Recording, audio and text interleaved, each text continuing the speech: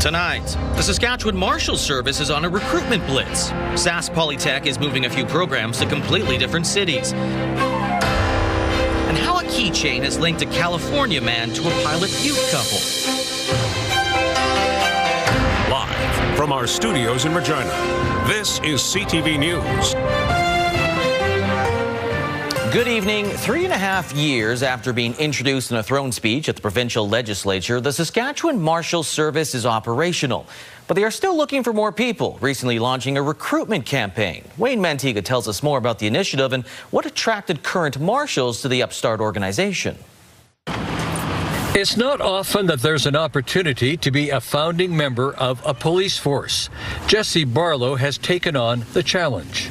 It's a very unique opportunity. I don't think police in Canada get the opportunity very often to help come in at the ground level and help build an organization and to be part of that influence of decision making and trying to create a police service that is unique. The Saskatchewan Marshals Service was announced in 2022 to combat rural crime and to assist existing police forces through investigative projects. Well, I think the biggest thing is the Marshal Service is a bit unique compared to other police services in the province, as we're not a call response service.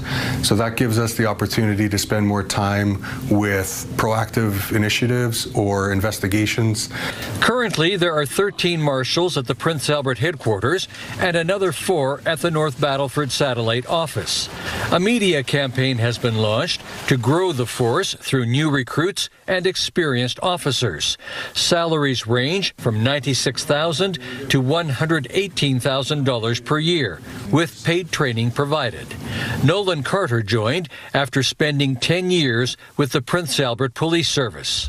For me, it was about having something new and fresh. It was also about being proactive and not reactive with the calls that you were attending. It gave us more time to investigate certain files and actually follow through with the investigation and the arrest and the court process. So I just thought it was an exciting kind of new adventure. The Marshal Service says it's in a growth and development stage as it builds toward a 70-member force, with future opportunities for officers and civilian members in Regina, Saskatoon, Prince Albert, and North Battleford. Wayne Mantiga, CTV News, Regina. Well, imagine enrolling in a post-secondary program only to have that program move to another city in the province. Well, that's what some Sask Polytech students are facing, and now some are wondering if they'll continue their education. Keenan Sorkon explains. Students at Sask Polytech are shocked by the school's decision to move 2 programs to different cities. So now I have to choose between finishing my education and staying with my family. Last month, an email told students in the Electronic Systems Engineering Technology program in Saskatoon will have to move to Regina next year. Students at the Instrumentation program in Moose Jaw will have to move to Saskatoon. Alex Lowen, who has a 6-year-old and 8-year-old at home, says he won't be able to follow the program south nearly halfway through his education. Not for me. No, I would not. It would be the end of my education. Lowen was laid off from his previous job at the University of Saskatchewan because of budget cuts. Timothy Carlo used to be an automotive mechanic before a workplace injury forced him to look at another career. He says many other students have similar stories that keep them close to home. A lot of our classmates, I should say, have had to move back home with their parents to be able to afford to do this as is. And those support systems, both financially and emotionally, are not available moving to a different city. Sask Poly has laid off more than 100 staff since last year, including another 23 last week. Carlo and Lowen wonder if enough instructors will move with the program to maintain its quality or its accreditation. I always remained optimistic about the future of Sask Polytechnic, but I do think there are choices that are being made that may have unintended consequences. The Ministry of Advanced Education says Sask Polytech makes its own decisions around staffing and programs. Sask Polytechnic says comprehensive supports are available to ensure students receive the guidance and resources they need during this transition. Roughly 100 students are affected by the moves, while Lowen can't get back the late nights and weekends spent studying instead of reading and putting his children to bed. Obviously, that's something you can't recoup in a dollar figure. Keenan Sorakan, CTV News, Saskatoon. Saskatoon police say a man with 70 convictions related to spying on women is being released from custody this weekend. Police say they're alerting the public out of concerns for his high risk to reoffend. Stacey Hine has the details. Just months ago, Kyle Hameluk was being sentenced here at Court of King's Bench for secretly watching and recording 23 women through the windows of their homes. Now, Saskatoon police are warning that he's being released from jail on Saturday. Police say they're releasing this photo of him out of caution and concern for his potential to reoffend. They say the 37-year-old has been previously convicted of 70 incidents of voyeurism, indecent acts, and trespassing at night, a criminal history spanning nearly a decade. So this is a reminder to people to watch for him. And so if that doesn't give him a little paranoia, I would be surprised. He was convicted of voyeurism in 2017 and 2020, and most recently last fall, after pleading guilty to 23 counts of voyeurism and 2 counts of breaching probation. He was sentenced to 2 years and 10 months, but with time served, had about 7 months in custody at the Saskatoon Provincial Correctional Centre. His sentence was among the longest handed down for voyeurism alone. The Crown prosecutor saying at the time, there is little case law involving repeat voyeurism offenders. The maximum I found was 2 years. A lot of those cases were in conjunction with other offences, other sexual-related offences, which bumped those sentences a lot higher. Hameluk is expected to reside in Saskatoon. He's described as 5'10" and 155 pounds, with brown hair but balding and green eyes. He has several tattoos of mushrooms and one of railroad tracks. As part of his probation, Hameluk is banned from owning a phone or any electronic device capable of taking photos or videos. He also has a 9 p.m. to 6 a.m. curfew for the first year. Saskatoon police were not available for an interview, but Chris Lewis says Hameluk would face consequences if he violates his terms of release. Police aren't going to be doing full-time surveillance on him, but they're going to be watching him. And if they see him out past a certain hour or in a place he shouldn't be, they're going to arrest him. Police say if a person is aware of any violations relating to Hameluk's actions, do not approach and contact them immediately. Stacey Hine, CTV News, Saskatoon. Wynyard RCMP have charged 2 people after a box of poppies and donations were taken from an area business back in November. Police say it happened a day before Remembrance Day, November 10th. The suspects taking the poppy box with a small amount of cash inside. RCMP arrested one suspect in January, a 42-year-old woman, and a second earlier this month, a 34-year-old man, both from Watson, Saskatchewan. Each face a charge of theft under $5,000.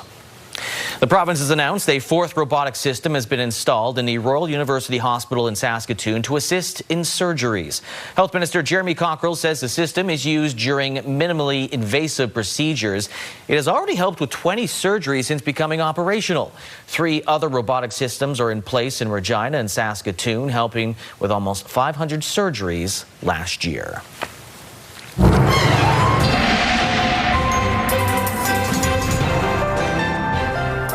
Okay, Sabine joins us now for our first look at weather. Once again, not a bad day in most parts of Saskatchewan. No, it was another above seasonal day. Regina, we warmed up to about 5 degrees. Didn't really have to worry about wind chill for most of the province either. Lee, there is a change on the way, but we'll just focus on today into the weekend, and we'll talk about the changes, if you didn't hear him singing, changes coming up a little later in your full forecast. But if we take a look at what we saw in terms of the almanac, as I mentioned, 5 degrees was warmest we got to. The average is -7, so we're doing pretty good this week. The low today was -8, and the average is about -17. Definitely far from what last year's highs and lows were looking like in the -25 and -38 range. But again, we're not going to get back to those temperatures either, but we are getting back into the seasonal range as we approach next week. And there is snow expected, and the first taste of that return of snow is happening this weekend, and yes, Regina is included. I'll have all the details and more coming up in your full forecast. Lee? Sunset at 6:11. That's in 2 minutes, people. Might want to look outside. A Facebook post on a Saskatchewan page dedicated to the past has led to an unlikely connection in the present. As Jacob Carr tells us, an old keychain is now forever linked a California man with a couple from White City. Ray Chu was rifling through his late father's collection of keychains at his home in California late in January when one in particular caught his eye. They had Hawaii addresses or phone numbers, or they were businesses that I remember going to as a kid. But this one keychain for Percival Mercury and Ross Baumgartner just didn't seem familiar to me at all. A Google search led him to the old car dealership, now Capital Ford Lincoln, in Regina. He then posted a picture of the keychain on the nostalgic Regina, Saskatchewan Facebook page. After a flurry of responses, the information eventually made its way to Baumgartner's daughter, Jackie Brown. Shock, yeah. At first I thought maybe it was a joke or something. I thought, no, this isn't right. It's not the same person, but it was, so it was pretty cool. Chu posted the picture on January 29th, 2 months to the day of Baumgartner's passing. Jackie's husband Simon says the response the post has received is overwhelming in the most positive of ways. Somebody else saying, yeah, he sold me 5 cars or 5 trucks, and yeah, it was just something completely different for us. And it was actually just something that made us feel good inside to know, hey, you know what, maybe, something's telling us Ross is still around. And for Jackie, the reemergence of the keychain from her father's days as a car salesman brings back a flood of memories from her childhood. Lots of memories. I remember going there and hanging out the lot with them. The staff Christmas parties they would have, and all us kids would be there. The keychain will be on its way to the Brown household shortly. Chu saying he has been in contact with the Browns and has discussed how it would mean much more to their family to have it as a keepsake. So call it fate or coincidence. Either way, the Browns will soon have another memento to remember Baumgartner by. All thanks to a Facebook page dedicated to reminiscing about Regina. Jacob Carr, CTV News, Regina. Well, February is Indigenous Storytelling Month. Elders have been invited to schools in Regina, from elementary, high school to even post-secondary institutions like the University of Regina. That's where Damien Smith took in a session and has more on the message passed along. These pieces of paper are important for storyteller Calvin Reset. In fact, he's got 30 stories tucked away, ready to be told. Some of them are things that I grew up believing, but I know simply can't be true. As a former teacher, Reset has always had a passion for education and life lessons. He picked up storytelling around 5 years ago, speaking to mostly elementary and high school students in southern Saskatchewan. When he brainstormed his first story, he says his older sister, also an elementary teacher, gave him some great advice. She gave me lots of tips on how to entertain those little guys, and you got to change stories every 10 minutes, and you got to do different stuff. That's why I would incorporate a little dancing or a little actions into it and tease them a little bit and get them involved. University of Regina's Indigenous Engagement Associate Vice President Laurie Campbell has known Reset for about 30 years. As a Cree Métis person, he's somebody that I've met and known in the community as a leader, as a storyteller, as somebody who's inspirational, who as somebody that I learn about who I am. These stories are life lessons, especially for children, such as being home before dark, or else the Rougarou will get you.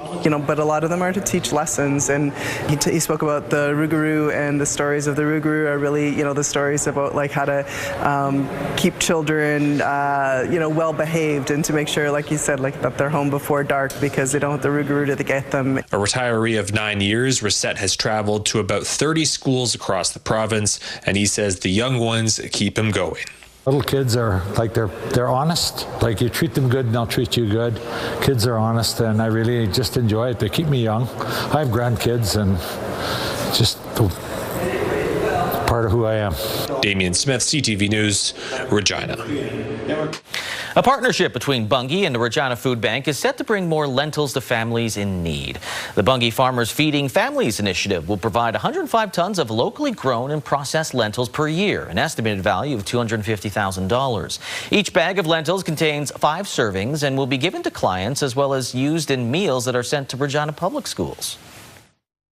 Lentils are a great staple to have, and I think for us it really means that we can provide a healthy source of protein for people that are looking for plant protein, or even they can mix some of their animal protein with lentils as well. Regina Food Bank serves about 17,000 people per month. A Saskatchewan a cappella group is looking to spread some love this Valentine's Day.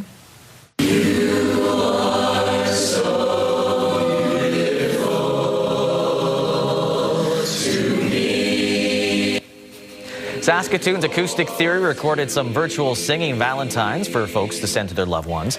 The group features singers between the ages of 18 to 35 who love to sing, and they opted to host a special Valentine's Day rehearsal prior to the big day as a way to document some of their love songs along with kind messages to send along with them. Yeah, I feel sometimes that people don't get that opportunity to share what you truly feel for someone, or you don't have the right words that come out. So sometimes instead of just saying it, why not listen to it and hear it in 4-part harmony? The songs chosen to spread that message: "You Are So Beautiful" and "Grow Old With You." Still ahead, the 8 victims in the Tumbler Ridge mass shooting are identified. And why was Jesse Van Rootselaar allowed to have guns despite a history of mental health issues?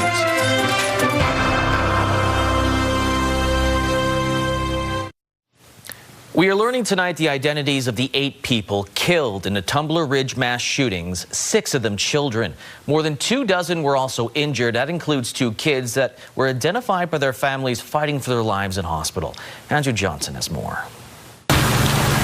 Fresh tears near Tumbler Ridge Secondary School, where there is a steady stream of mourners determined to pay their respects, including BC Premier David Eby, who arrived in town last night, and Rick Patterson, who's lived here since 1983 and is one of the many trying to navigate their grief. I think it's just a day-by-day and moment-by-moment thing. For Patterson, the hardest part is feeling like the community failed its most vulnerable. There's no protection there for them. They thought they were in a safe place, and I thought they were in a safe place. Once a safe place, Tumbler Ridge Secondary is now the scene of a murder investigation. Police say the suspect, 18-year-old Jesse Van Rootselaar, murdered 1 teacher, 39-year-old Shanda Evagwana Durand, and 5 students there, and injured 27 others before turning the gun on herself. Among the victims, 13-year-old Ezekiel Schofield, 12-year-old Abol Mwanza, whose family online called him a brave kid with a bright future. 12-year-old Zoe Benoit is being remembered as a resilient, vibrant, and caring little girl. Also among those killed, 12-year-old Tikara Lampert, who friends say was a loving, courageous, and humorous girl who leaves behind 7 siblings. Their classmate, 12-year-old Kylie Smith, who was the light of her family's life, was also killed at the school. I let her off. I let her go to school with her brother Ethan in the morning, and I soaked in that moment watching them walk in the door together for whatever reason, and I didn't know it would be the last time they'd go to school together. Police say before going to the school, Van Rootselaar killed her 39-year-old mother, Jennifer Jacobs, and 11-year-old stepbrother, Emmett Jacobs, at their family home. Community members say the love from Canadians across the country is helping them feel less alone during these dark days. I love this place, I love this town, and now I love Canada even more because of what you have given to us. She is not the only person we've heard that from. In the town, people tell us has long been known as The Rock. A great description today for the strength of this community. Andrew Johnson, CTV News, Tumbler Ridge, BC. There are also questions tonight about how someone who had mental health problems was allowed to have 2 firearms that were recovered by police at the school. Initially, those guns were taken away from the shooter, but after a petition by the family, the weapons were returned. Judy Trin has more. This is the home of the shooter, Jesse Van Rootselaar, and the starting point of the killing spree. The 18-year-old killed her mother, Jennifer Jacobs, and a younger brother. The RCMP say they were called to the house multiple times. We have a history of police attendance at the family residence. Some of those calls were related to mental health issues. Very few people living in rural communities appreciate the extent to which having guns in the home with the mentally ill youth is a risk. At the second crime scene, police say they recovered a long gun and a modified handgun from the school. On Facebook, Strang posted this photo of 6 long guns in 2024. She wrote, "It's time to take them out for target practice." Police say they had previously seized the firearms, but later returned them to the owner. I can say that at a later point in time, the lawful owner of those firearms petitioned for those firearms to be returned. In cases where mental health issues arise, police can seize firearms and seek a court order preventing gun possession in the name of public safety. The question is, why was the prohibition application, which was begun by the seizure, why was that not followed through on? To get the guns returned, Strang would have had to go to court. Police have not said why they gave back the guns. This should be information that is readily available to the public, and it should be information that we can look at, because it's only with sort of that information can we see if mistakes were made. The RCMP say they're continuing to investigate these questions. Meanwhile, statistics show that there is a higher rate of violent crime involving guns in rural communities than in cities. Judy Trin, CTV News, Ottawa. Let's move on to different news. The federal government now urging Canadians to avoid all non-essential travel to Cuba as concerns grow over a shortage of fuel, electricity, and basic necessities. Foreign Affairs Minister Anita Anand says Ottawa is working with airlines to help Canadians get home, and consular officials are providing support. Air Canada, Air Transat, and WestJet have suspended all flights to the island. After 2 months, the Trump administration is ending the immigration crackdown in Minnesota.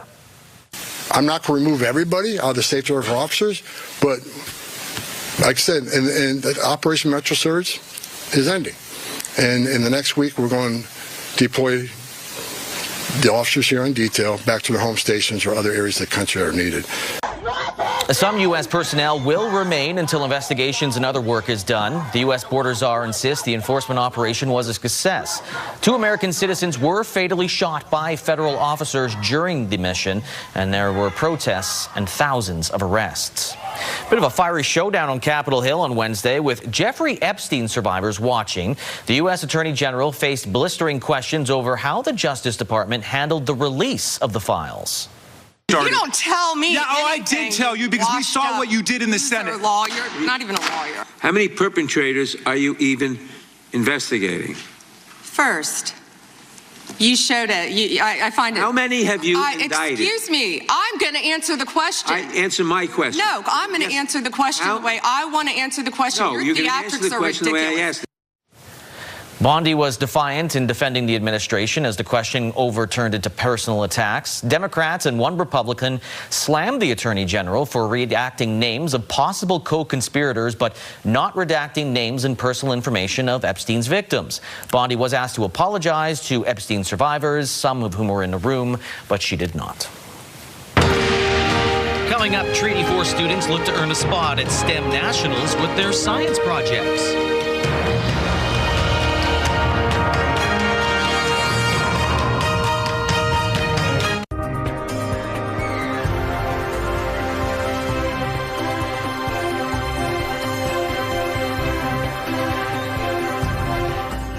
All right. Ooh, that's a pretty sunset. A beautiful day. And 6:11, Lee said, the sun started to set. So that's what your almanac said.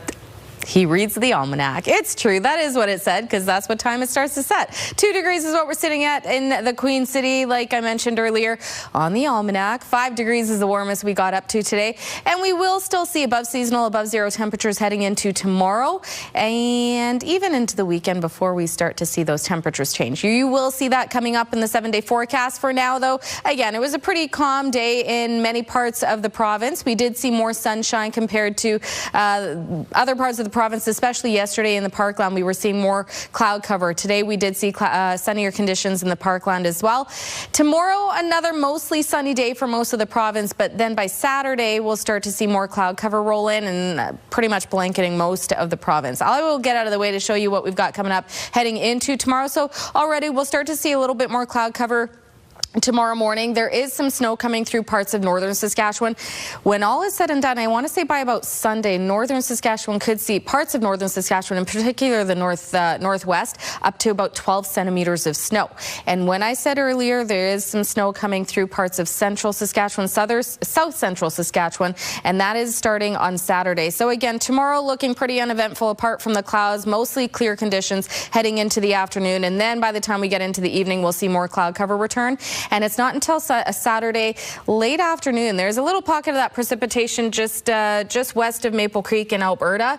But by the time we get into late afternoon Saturday, we start to see first it'll be rain in and around the Swift Current area. Late in the afternoon, there's that bubble of mixed precipitation, snow, freezing rain. Moose Jaw area expecting to see it late afternoon, and it will make a stop in Regina by around, I want to say late afternoon. Let's just say late afternoon, early afternoon or early evening by Saturday. We'll see that mixed precipitation. Now, as of right now, it does not look like we're going to see a lot when it comes to accumulation for the Regina area because it's a quick moving system and it will turn to snow making its way into the parkland later in the evening Saturday. So once that system has cleared out later into the overnight, Saturday night into Sunday morning, the Yorkton surrounding area could see up to about 4 or 5 centimeters of snow. Not a whole lot to report for the Regina area as of yet. Tomorrow, we could see that system changing altogether. So I'll have an updated look at that for tomorrow. But in terms of right now into the weekend, mostly cloudy conditions. By Sunday, we will start to see a little bit more of the sun reappear before the clouds and snow arrive heading into next week. But again, let's focus on tomorrow for temperatures. Still above zero for most of Saskatchewan, including northern Saskatchewan. La Loche +2 tomorrow, 3 degrees for Laurent and Lloydminster, 2 and cloudy for Prince Albert, 2 degrees for North Battleford, -1 for Saskatoon and for Yorkton tomorrow. But the southwest warming back up again, 8 degrees, mainly sunny, 6 for Swift Current, Moose Jaw, 8 is for Maple Creek, of course. Southeast, 7 degrees for Weyburn, Assiniboia, Estevan, and for Regina, 4 degrees tomorrow. Could see some foggier conditions tonight. -7 is the low. And here's a look at your next 7 days. Okay, let's take a look. So 4 degrees tomorrow, 2 and mostly cloudy Saturday. Again, expecting some of that precipitation late afternoon, early evening. Sunday, we'll see temperature dropping to 1 degree, still above zero, +1 for Sunday, a mix of sun and cloud. By Monday, we start to see the clouds roll in more. 1 degree is the expected daytime high, mostly cloudy on Monday. By the evening, could see up to about 1 centimeter of snow. By the time we get into Tuesday, winds picking up, temperature dropping to -4, could see up to 5 centimeters of snow on Tuesday. Another 5 centimeters expected on Wednesday, -9, and by Thursday, -12. I'll be frank, Lee, enjoy the next couple of days. We're seeing the above seasonal temperatures, as you can see on that 7-day forecast. We're getting back into seasonal, if not colder than seasonal temperatures by next week. Don't worry about it. I mean, long weekend looks good. Yeah, there you go. Always a plus. All right. Thanks, Frank. No problem, Ron.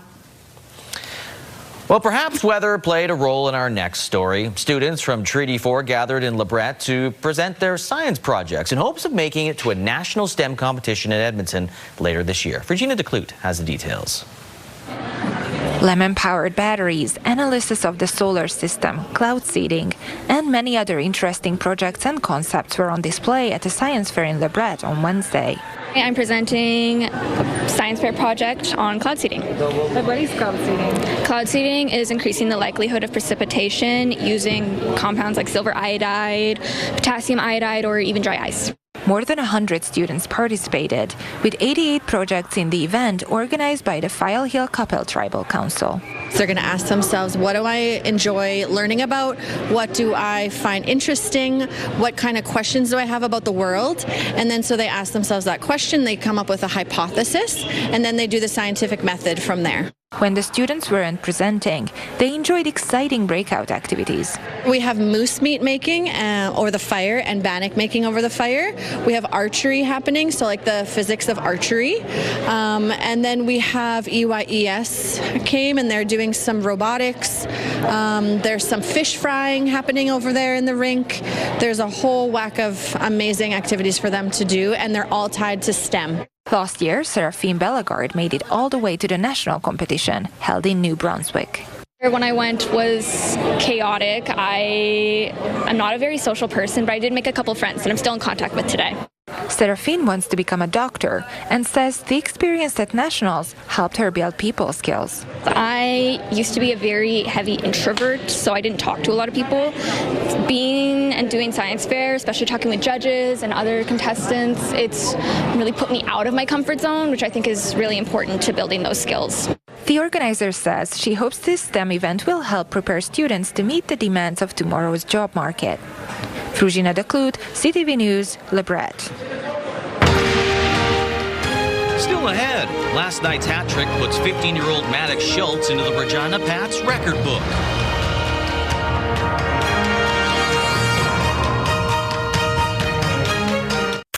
Great day for Canada at the Olympic Winter Games in Italy. 3 more medals on the slopes and on the speed skating ice. The women's hockey team bounced back, and the men's hockey team got off to a strong start. Scott Hurst has more. A big day in short track speed skating. Courtney Sereau won bronze in the women's 500-meter. This is her second medal of the Games. Sereau was part of the team that won silver in the mixed relay earlier in the week. 4 Olympic Games, 4 medals for a Canadian athlete known as the King. Very happy to win my 4th medal and 4 starts at the Olympic Games. Opening ceremony flag bearer Mikhail Kingsbury landed back on the podium in Milano Cortina, a silver medal for the decorated Olympian. He finished with an identical score as the gold medalist, but lost the top spot through a tiebreaker. This one I worked really hard for, and it was a tough one to get. We will see Kingsbury again in the dual moguls event this weekend. Canada is celebrating another silver on the slopes, this time in snowboard cross.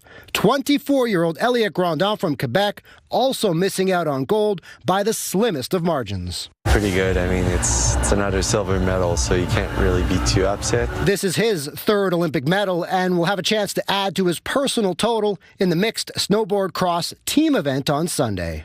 On to the quarterfinals for the Canadian women's hockey team.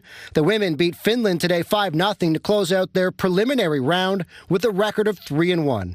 On the men's side, it was a relatively easy start to their Olympic program. The Canadian men won their opening match against Czechia 5-0. This is the first time we're seeing NHL players at the Olympic Games since Sochi 2014. The women's hockey team will begin the knockout round on Saturday. They'll face Germany in the quarterfinals. The men will be back on the ice tomorrow against Switzerland. Scott Hurst, CTV News, Toronto.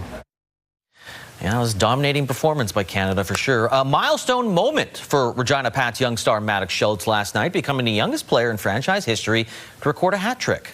Maddox Schultz moving in on Zach Olson, forced to the far boards. Schultz still in there with it, trying to come free, comes out in front, still with it, shot, he scores! 15-year-old forward with his 3rd of the night, the game winner in overtime as the Pats beat the Blades 7-6. Pats forward Caden Brown, career night, 3 goals, 3 assists. With the win, the Pats moved 1 point back of Red Deer for the final playoff spot with a game in hand. They will host Moose Jaw tomorrow night.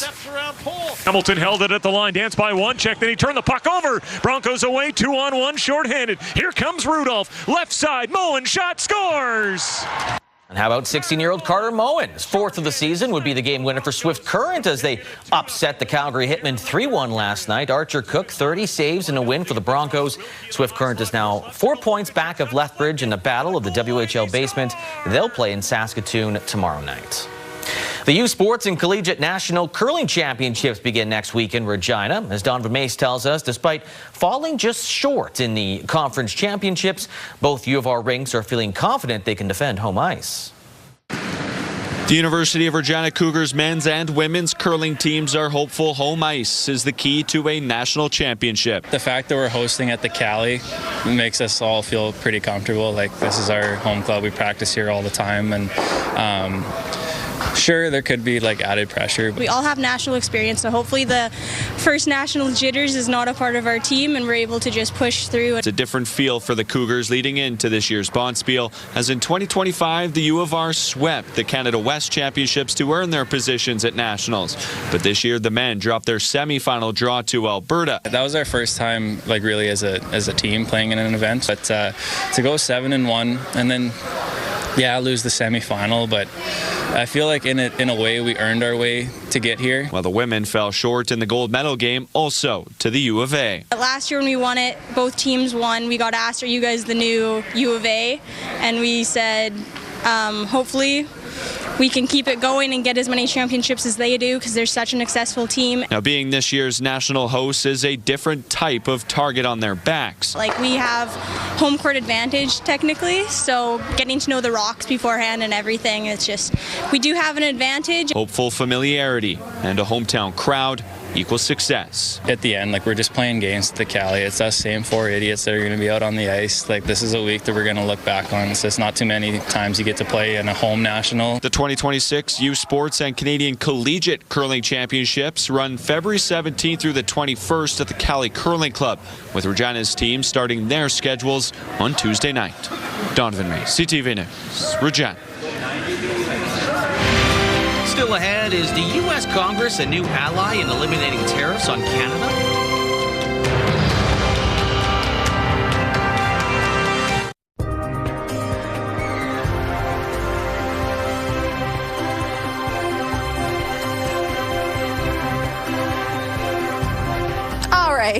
Let's take a look at your rural forecast for tomorrow. Some areas may see cloudy conditions. However, we're still seeing above seasonal temperatures in many areas, continuing to see above zero temperatures like Meadow Lake, Lloydminster, Spiritwood, and Outlook, all climbing to 3 degrees tomorrow. A little cloudier in Outlook and Lloydminster tomorrow. Mix of sun and cloud for Kindersley, 5 degrees there. 1 for Wynyard and Melfort. Melfort seeing nothing but cloudy conditions. 2 for Hudson Bay, mostly cloudy, and Watrous dropping below 0 to -1 with a mix of sun and cloud. Closer to the southern border, temperatures much warmer. Coronach and Maple Creek, 8 degrees, 7 for Assiniboia and Rockglen, 6 for East End Cypress and for Leader.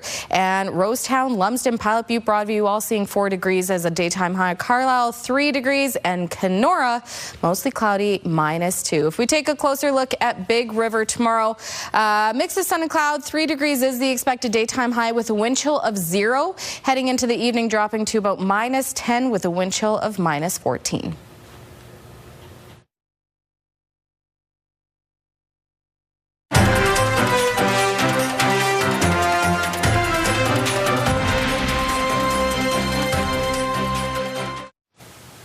Hello. The U.S. House of Representatives has dealt a blow to U.S. President Donald Trump's trade agenda. 6 House Republicans joined Democrats late Wednesday, backing a resolution to end Trump's so-called fentanyl tariffs on Canada. Now, the vote will not overturn the tariffs, but as CTV's Rachel Aiello tells us, there is still a silver lining for Canada. The joint resolution is passed. By a vote of 219 to 211, the U.S. House passed a resolution to repeal President Donald Trump's so-called fentanyl tariffs levied last year, citing border security. These 6 House Republicans breaking ranks to join the Democrats in backing the move. This is the right vote for my district. These tariffs are hurting them. And while largely symbolic, it's a sign some Republican support for Trump's use of emergency powers is slipping. I'm disappointed in the vote, but the president has veto power. Defending his trade agenda, Trump said any Republican in the House or the Senate that votes against tariffs will seriously suffer the consequences. Well, I've got to represent my district, and Canada and the state of Washington are have a very close trading relationship. It's valuable. The resolution now goes to the Senate, but without the 2/3 majority needed to override Trump's expected veto, the tariff policy won't change. It positions us a little bit better, incrementally better for the upcoming review. Though this trade expert says it's still good news for Canada. I think it actually gives Canada a little bit of additional negotiating power, right? But it just highlights to the president and to the U.S. administration that Canada has allies. The U.S. Supreme Court is separately weighing whether Trump can continue using emergency tariff powers. But for now, Ontario Premier Doug Ford is celebrating this vote as an important victory. Rachel Aiello, CTV News, Ottawa. Farm markets, canola street price down $2.60 to $615.63 per ton. Futures price up $5.80 to $667.80 per ton. Amber durum wheat stays the same, $278.59 per ton. Red spring wheat's up $4.06 to $259.73 per ton. Feed barley, $232.01 per ton, while flax is $650.54 per ton.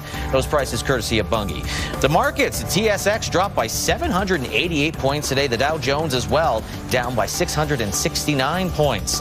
The Canadian dollar, it went up a little more than 0.2 cents to 73.45 cents US. On the commodity front, gold down $162.20. West Texas Intermediate crude down $1.81, while Western Canadian Select crude went up 37 cents. And as that does not change the gas per liter in Regina, commonly found at most places, if not all, for $1.27.9 per liter.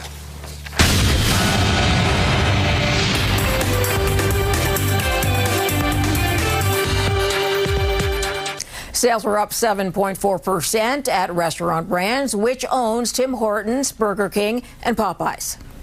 The company reported revenue for the quarter of $2.5 billion US. But inflation has been a drag for Restaurant Brands. The higher cost of coffee has hit Tim Hortons, and Burger King's paying 20% more for beef. As a result, the renovation of Burger King locations will slow down.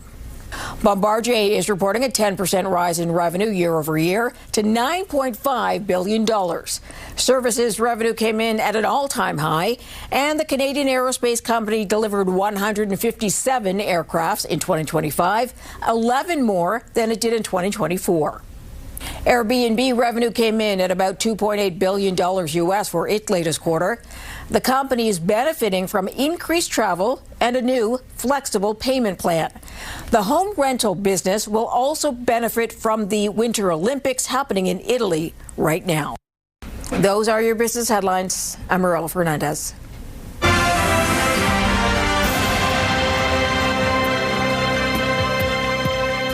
Coming up tonight, we've got Next Level Chef, brought to you by some show. Sullivan's Crossing at 8 and 9. So if you love Sullivan's Crossing, we got two of it. Then a Big Bang Theory, E-Talk, national and local. I win. Saskatchewan's newest millionaire was introduced today. Daryl Moe from Pilot Butte won $1.32 million, 32.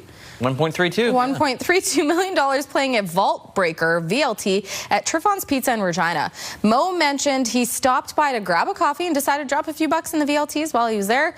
No plans for the money, but he says he'll likely invest it. And someone else in Saskatchewan has won big, matching the last 6 digits on this week's Lotto 649 Extra. So make sure you check your tickets. You might be $100,000 richer. Congratulations. Yeah, we're doing well all of a sudden when it comes to lotteries in Saskatchewan. And it was on my birthday. Congratulations. An Alberta motivational speaker will try and become a Guinness World Record holder this weekend.